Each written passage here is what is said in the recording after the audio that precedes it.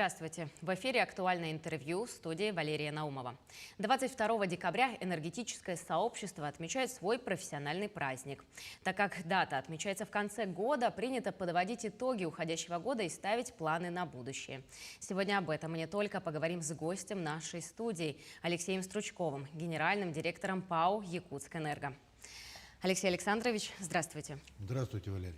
Расскажите, пожалуйста, какие знаковые события произошли в этом году в энергетической области республики? В целом, уходящий год сложился непростым для энергетики Якутии. Вы знаете о том, что при аномально низких температурах наружного воздуха прошел отопительный сезон 2020-2021 года. В декабре и в декабре 2020, в январе 2021 года мы фиксировали снижение температуры наружного воздуха от многолетних среднегодовых показателей на 6-7 градусов. В летний период, когда вся республика столкнулась с масштабными лесными пожарами, также эти лесные пожары нанесли значительный ущерб объектам электросетевого хозяйства республики. Но, тем не менее, хотел бы отметить, что год мы завершаем с положительной динамикой основных производственных показателей. Объемы производства электрической энергии в текущем году всеми станциями ПАО «Якутскэнерго» составили 4 миллиарда 392 миллиона киловатт-часов. Это более чем на 4,5% пункта выше наших плановых значений. И хотел бы отметить, что рост выработки связан с тем, что мы обеспечивали энергоснабжение не только потребителей нашей республики, но и осуществляли переток электрической энергии за ее пределы в объединенную энергосистему Востока. В целом, по итогам года мы ожидаем объем перетока более 434 миллионов киловатт-часов. И хотел бы отметить, что работа нашей компании в объединенную энергосистему подтвердила эффективность такого системного решения. Мы это видим на снижении количества аварийных отключений потребителей из-за нарушений в работе генерирующего оборудования наших энергообъектов.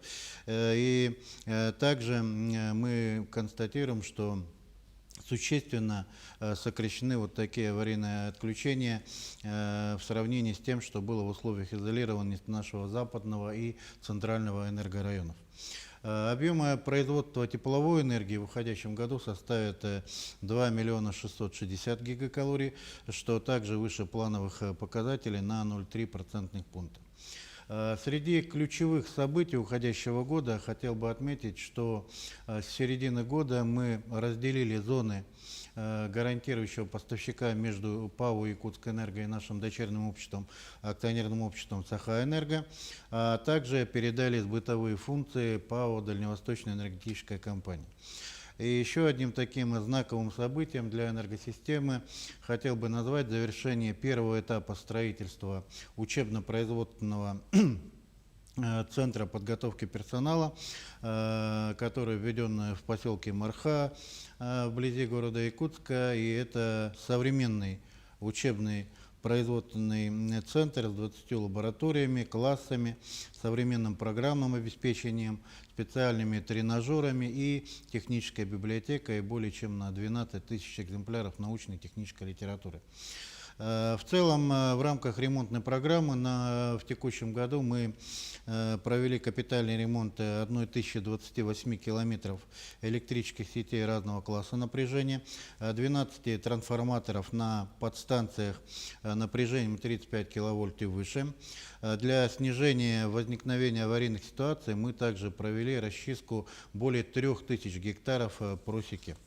Выполнен капитальный ремонт 4 турбогенераторов, 1 котла-агрегата, 4 генераторов и 3 водогрейных котлов.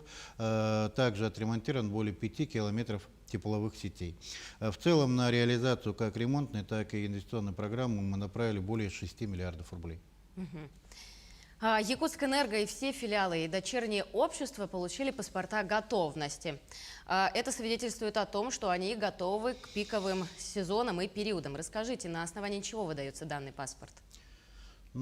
прежде всего хотел бы отметить, что предприятие «Якутскэнерго», равно как и все ресурсоснабжающие организации нашей республики, одними из первых в стране вступает в отопительный сезон, который, как известно, длится 9 месяцев. На отдельных территориях это все 365 дней в году. Наша компания делает все для выполнения главной своей задачи — обеспечения бесперебойного энергоснабжения потребителей. И в этом году, параллельно с подготовкой к отопительному сезону, мы проводили масштабные аварийно-восстановительные работы после лесных пожаров. И хотел бы отметить, что это, к счастью, не сказалось на темпах и сроках проведения ремонтных работ. Паспорт готовности был выдан на основании результатов оценки готовности наших филиалов «Якутскэнерго» приказом Министерства энергетики Российской Федерации 1191 от 3 ноября 2021 года. И, конечно же, основными задачами для всех наших предприятий, для нашей компании в целом является обеспечение надежной работы оборудования, снижение количества технологических нарушений, повышение показателей охраны труда и производственной безопасности, а также эффективности производства и транспорта электрической и тепловой энергии. И все эти мероприятия направлены на сохранение и обеспечение надежной безаварийной работы всей энергосистемы республики. Алексей Александрович, да. Мы уже упомянули лесные пожары, которые летом бушевали, и было повреждено около 400 опор. Расскажите, все ли удалось восстановить и какой был в целом ущерб? Но в целом в период лесных пожаров у нас было повреждено 397 опор на 24 линиях электропередач классом напряжения от 6 кВт до 110 кВт, которые расположены на территории 8 муниципальных районов нашей республики.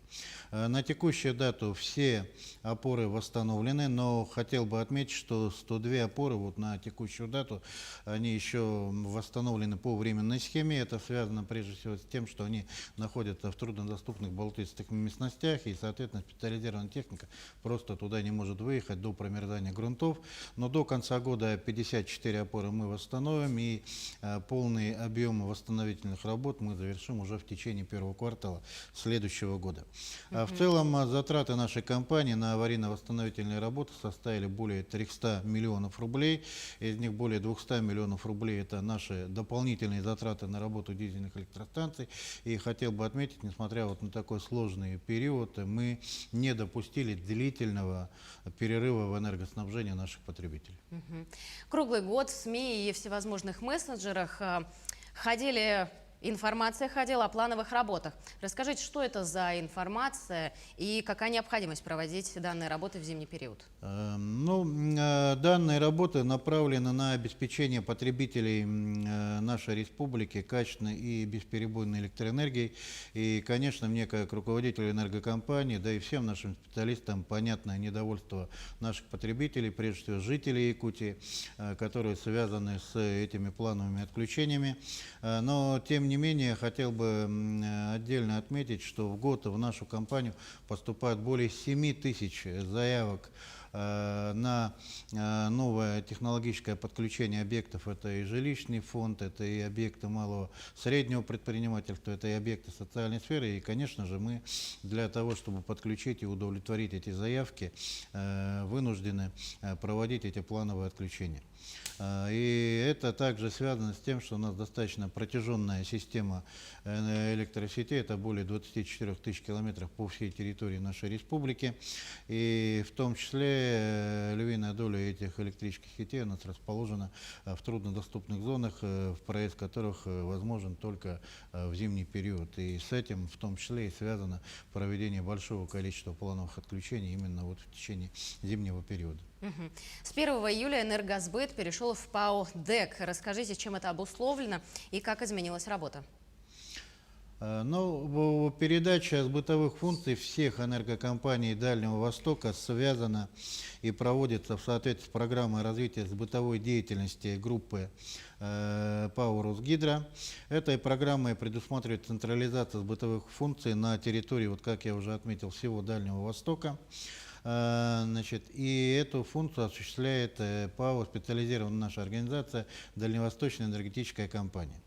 И проекты вот по консолидации этих бытовых функций, они уже реализованы практически во всех субъектах Дальнего Востока. И вы знаете о том, что в 2019 году это мы осуществили на территории Республики Саха-Якутия в качестве пилотного проекта на территории Южно-Якутского энергорайона, Нерюнгринском и Алданском районе. Хотел бы отметить, что у Дальневосточной энергетической компании самые передовые технологии, которые будут внедрены в сферу оказания услуг потребителям Якутии. И думаю, что этот функционал наши потребители уже почувствовали и будут чувствовать в последующем. Но при этом, конечно же, часть линейного персонала, который будет работать с юридическими лицами, с физическими лицами, с частным жилым сектором, мы передали в наши сетевые филиалы и проводим совместную работу и по установке приборов учета для потребителей как населения, так и юридических лиц, и будем продолжать эту работу. Ну и при этом, что, наверное, важно для наших потребителей, хотел бы отметить, что все договора и с юридическими лицами, и с населением, они сохраняют свой функционал, и ПАО ДЭК осуществляет функции агента от имени нашей компании. Жители западной части республики, это Нюрбинский, Вилюйский, Верхний Вилюйский, Сунтарские районы, часто поднимают вопрос о нехватке мощности.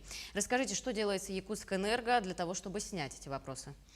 Ну вот действующая линия классом напряжения 110 киловольт, Сунтар-Нюрба, Верхневилюйск-Вилюйск, ее общая протяженность порядка 394 километров, она была построена в 70-х годах и на сегодняшний день имеет большой физический износ. Ежегодно мы проводим плановые ремонты для поддержания этой линии в нормативном состоянии.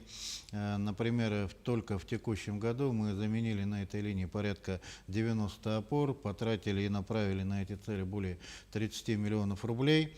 И, естественно, особенно в пиковые периоды мы ощущаем, скажем так, перегруза этой линии. Да. За последние годы ежегодный прирост энергопотребления Вилюйской группы УЗ составляет более 5 мегаватт электрической мощности, и понятно, что эти новые мощности требуют реконструкции и модернизации этой линии. В рамках нашей инвестиционной программы на текущий год мы заложили начало проектирования этой линии. Линия будет строиться в одноцепном исполнении классом напряжения 110 киловольт. Проектные работы и заключение госэкспертизы мы планируем получить уже в конце 2022 года и начать строительство этой линии уже в 2023 году.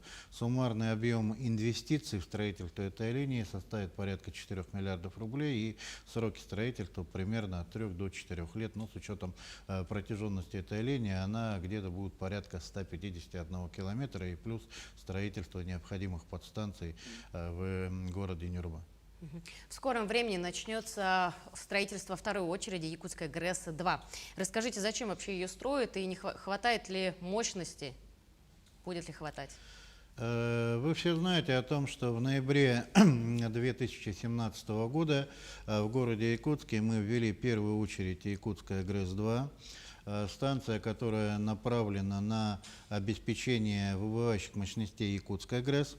В течение ряда лет по согласованию с Министерством энергетики Российской Федерации мы вывели из эксплуатации 5 генераторов на станции Якутская ГРЭС-1, и, соответственно, вот оставшиеся 5 также в соответствии с графиком на период до 2026 года будут выведены в эксплуатацию. И вот для замещения этих выбывающих мощностей правительством Российской Федерации по предложению нашей материнской компании, по Росгидро, было принято решение о строительстве второй очереди Якутская ГРЭС-2. Она будет строиться на площадке действующей станции Якутская ГРЭС-1. Установленная электрическая мощность новой станции составит 160 мегаватт, тепловая мощность 201 гигакалорий в час.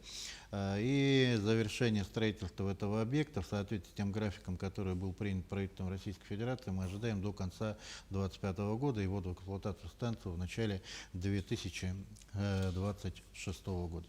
Мы уверены, что все ваши планы будут выполнены. Поздравляем вас с профессиональным праздником. И у вас тоже есть такая возможность поздравить ваших коллег с профессиональным праздником. Спасибо большое, Валерия. Конечно же, пользуясь предоставленной возможностью, я от имени руководства компании ПАО «Якутскэнерго» от себя лично хотел бы поздравить всех своих коллег, всех специалистов компании «Якутскэнерго», всех энергетиков нашей республики с нашим профессиональным праздником, Днем энергетики, который мы традиционно отмечаем в преддверии Нового года. Сегодня наша компания находится, может быть, не в самом лучшем финансовом положении. К сожалению, последние 3 года мы не выбрались из волны убытков. Это в основе своей связано, конечно же, с нашей тарифной несбалансированностью и с правительством Республики Саха-Якутия. В течение не только этого, но и всех предыдущих лет мы решали эти вопросы тарифной несбалансированности, и нам удалось доказать правительству Российской Федерации, и на следующий год принято решение о превышении предельного индекса роста тарифов на электрическую энергию по передаче на 9,9% пунктов, и это уже в следующем году позволит нам нивелировать часть этих убытков. Но, тем не менее, перед компанией и перед энергосистемой Якутии в целом стоят масштабные задачи. Мы понимаем, что без опережающего развития инфраструктуры и прежде всего энергетической невозможна реализация приоритетных инвестиционных проектов, направленных на устойчивое социально-экономическое развитие нашего региона. И хотел бы заверить, что энергетики Якутии приложат все усилия для реализации этой поставленной масштабной задачи. Уверен, что мои коллеги и коллеги энергетики не только ПАО «Якутскэнерго», а все Якутии справятся с этой поставленной задачей. Еще раз хотел бы поздравить всех их, особенно ветеранов нашей отрасли, с нашим профессиональным праздником, пожелать им доброго здоровья, успехов, благополучия и реализации всех намеченных планов. Благодарю вас, Алексей Александрович. Мы тоже присоединяемся к всем вышеперечисленным словам. Ну а я напомню, что сегодня темой нашего актуального интервью были итоги и планы энергетиков, а разговаривали мы об этом с Алексеем Стручковым, генеральным директором ПАО «Якутскэнерго». Всего доброго и берегите себя.